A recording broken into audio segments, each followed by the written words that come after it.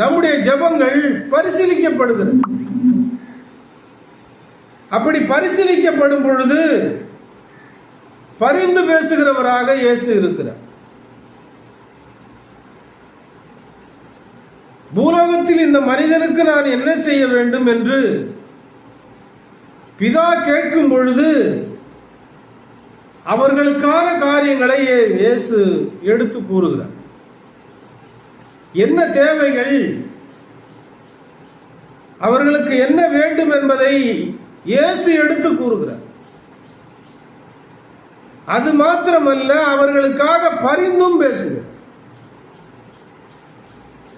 பரிந்து பேசாத ஜெபங்களுக்கு பதில் வராது. அதனால பரிசீலிக்கப்படுகிற பொழுது பரிந்து பேசுகிறவராக ஆண்டவர் இருக்கிறார். பரிந்து பேசாத ஜெபங்களுக்கு பதில் வராது. நாம என்ன செய்யணும்? நாம நம்முடைய ஜெபங்களுக்கு பதில் வரும் வரைக்கும் நாம காத்திருக்கோம்.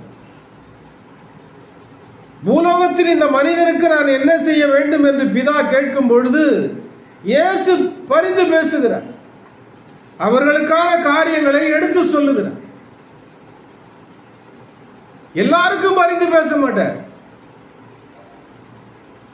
இயேசு என்ன சொல்லுகிறார்? எனக்கு பிரியமாய் நடந்து கொள்ளுகிறவர்களுக்கு நான் பரிந்து பேசுகிறேன் என்று சொல்லுகிறார். உங்களை அறியேன் என்று சொல்லிவிடாதபடி நீங்கள் எனக்கு பிரியமாய் நடந்து கொள்ளுங்கள் என்றும் ஆண்டவர் சொல்லுகிறார். அதனால நம்முடைய ஜெபங்கள் கேட்கப்பட வேண்டும் என்று சொன்னால், பரிந்து பேசப்பட வேண்டும் என்று சொன்னால், கிறிஸ்துவுக்கு பிரியமாய் நடக்கிறவர்களாய் இருக்க வேண்டும். அவருக்கு பிரியமாய் நடக்கக்கூடியவர்களுக்கு மாத்திரம்தான் அவர் பரிந்து பேசுகிறார். எந்த ஜெபத்திற்கும் இயேசு சுயமாய் பதிலளிப்பது இல்லை. எந்த ஜெபத்திற்கும் பிதா சுயமாயும் பதிலளிப்பது இல்லை.